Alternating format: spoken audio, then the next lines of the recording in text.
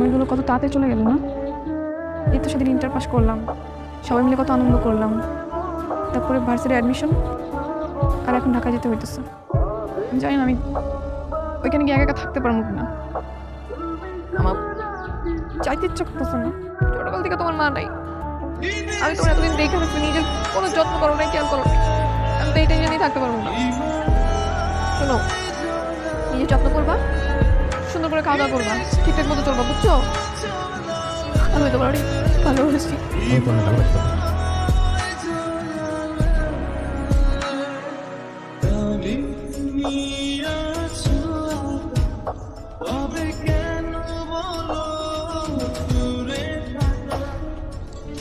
কথা কেমন আছো?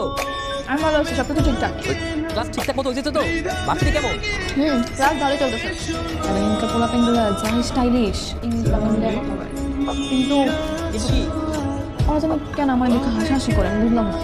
আরে তুমি বোঝো নাই, তুমি অনেক সুন্দর না, এই কারণে সবাই তোমার দিকে তাকাইছে।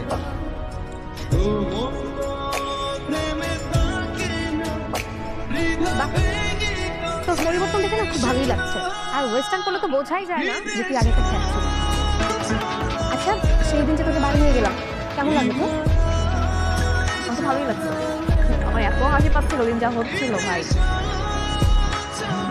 এই তুমি আমাকে আগে নিয়ে যাও, হ্যাঁ? কি হচ্ছে? তুই কাঁদছিস কেন? ফার্স্ট সেমিস্টারের রেজাল্ট দিচ্ছে। আরে তুই প্যারা নিচ্ছিস শুধু শুধু। সামান্য কয়েকটা টাকা ম্যানেজ করা কি কোনো ব্যাপার হলো? কি বলতেছিস? সামান্য টাকা মানে কি? 60,000 টাকা। তুই প্যারা নিস না তো। তুই কি ইয়াশ চৌধুরীকে চিনিস? কোন ইয়াশ চৌধুরী?